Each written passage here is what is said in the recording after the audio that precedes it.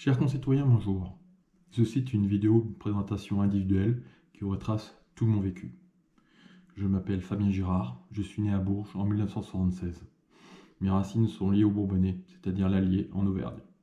Ma famille est plutôt orientée dans le secteur de l'agriculture.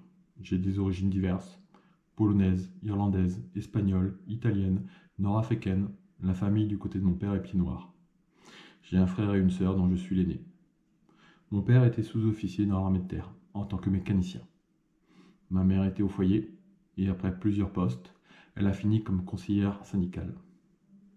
Nous ne manquions de rien, mais nous ne roulions pas sur l'or. Par le métier de mon père, nous avons beaucoup déménagé. 4 ans à Bourges, où je suis né, 7 ans en Allemagne, à Offenbourg, 4 ans à Fontainebleau, et 2 ans à Nouméa, en Nouvelle-Calédonie. On a fini par se poser à Nevers, dans la Nièvre. Mon parcours scolaire est très moyen, car je misais tout sur le sport. J'ai fini par atteindre différents podiums au niveau national en course d'orientation. Malheureusement, lors d'un match de football, j'ai eu une rupture ligamentaire du genou gauche à 15 ans. J'ai atterri pour ma convalescence de 6 mois dans un centre de cure pour jeunes handicapés. Je pense qu'il y a eu un déclic à ce moment-là puisque j'ai commencé à avoir de bons résultats à l'école. Durant tout mon parcours scolaire, dès l'âge de 16 ans, tous les étés je travaillais pour aider mes parents financièrement. Mais égoïstement, c'était pour pouvoir m'acheter les vêtements que je souhaitais et tous les artifices de l'adolescence. J'ai perdu une année scolaire lors de notre retour en métropole. Je suis passé de la formule Bac C à la formule Bac S. Je me suis orienté vers un IUT pour devenir automaticien. J'aurais bien voulu poursuivre dans la qualité, mais malheureusement, le service national m'a rattrapé. J'ai demandé à mon père un rapprochement géographique afin de faire mon armée à côté de la maison. Étant le fils d'eux, j'ai dû me comporter de façon exemplaire et j'ai passé tous les niveaux pour devenir officier au bout de 10 mois. À 21 ans, j'étais responsable de 250 appelés du contingent et j'ai décidé de valoriser cette expérience en signant un contrat de 5 ans. J'ai donc fait 7 ans d'armée, j'ai fini lieutenant, chef de section en unité de combat mécanisée, avec différentes expériences opérationnelles, dont un séjour en ex-Yougoslavie qui m'a octroyé le titre d'ancien combattant. Je me suis reconverti dans le milieu de la sécurité incendie.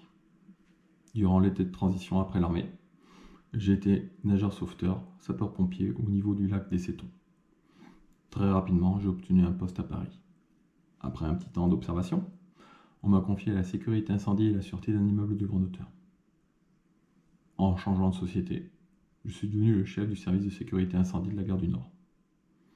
En répondant à divers appels d'offres, on m'a confié l'organisation et la logistique des services de sécurité incendie de la gare de Lyon, d'Austerlitz et des arrêts parisiens du RER E. J'ai rencontré Anouk à Paris durant cette période. Nous nous sommes pacsés, nous avons eu 2 garçons, Yann et Jérôme. Au vu des temps de trajet parisiens, j'ai arrêté de travailler pour m'occuper des enfants. Peu de temps après, nous sommes partis en famille en expatriation durant 10 ans. On a commencé par 3 ans en Jordanie, où nous avons connu le début du conflit syrien. On a poursuivi par 3 ans au Mali, durant la guerre, où nous avons connu Ebola. Et on a fini par 4 ans à Madagascar, où on a connu la peste et le début de la pandémie de la Covid. Durant cette période d'expatriation, je suis devenu un serial gamer dans diverses communautés de joueurs. J'ai également fait partie de diverses associations sportives et parents d'élèves. De retour en France, on a décidé d'habiter près d'une gare TGV en province.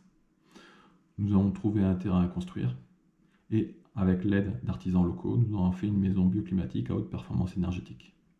Comme tout expatrié qui revient dans le système français, je suis reparti de zéro car tous mes diplômes devaient être recyclés et tous mes droits avaient été effacés.